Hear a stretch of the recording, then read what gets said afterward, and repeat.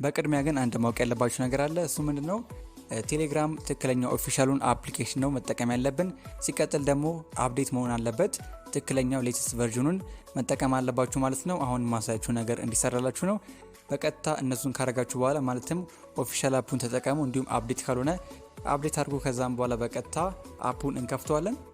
የመጀመሪያው ምንድነው? የሆነ ሰው የሆነ ቴክስት ነገር ወይም ፎቶ ልኮላችሁ እናንተ ያንን አይታችሁ ያ ሰው ግን እናንተ እንዳያችሁት እንዳያቀባችሁ ማድረግ የምትችሉበትን መንገድ ጠቁማችኋለሁ።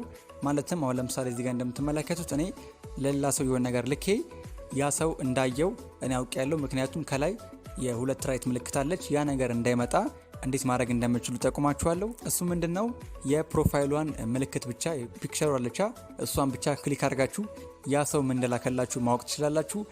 ለዛ ሰው ግን እንደዚህ ሁለት ራይት ምናምን አያመጣለትም።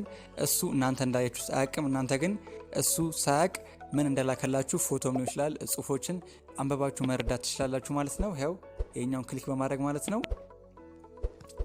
እሺ እንግዲህ የመጀመሪያው መረጃ ይመስላል።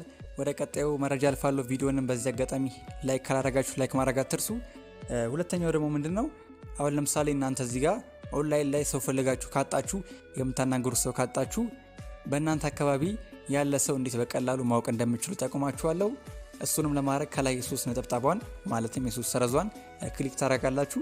ከዛም በኋላ እዚህ ጋር ፒፕል ኒርባይ የሚለውን ክሊክ ታረጋላችሁ። እዚህ ጋር በእናንተ አካባቢ ያሉትን ሰዎች ያመጣላችኋል ማለት ነው። በቅድሚያ ግን ሎኬሽን ምናምን ማብራት አለባችሁ። እኔ ከዚህ ቀደም ስለምጠቀም ነው በቀጥታ የከፈተልኝ። ሎኬሽን አብርታችሁ ፍቃድ ይጠይቃችኋል። ፍቃዱን ሞልታችሁ ነው ወደዚህ ብትመጡት። ከዛም በኋላ በዚህ መልኩ በእናንተ አካባቢ በቅርብ ርቀት ያሉትን ሰዎች ያስመለክታችኋል ማለት ነው።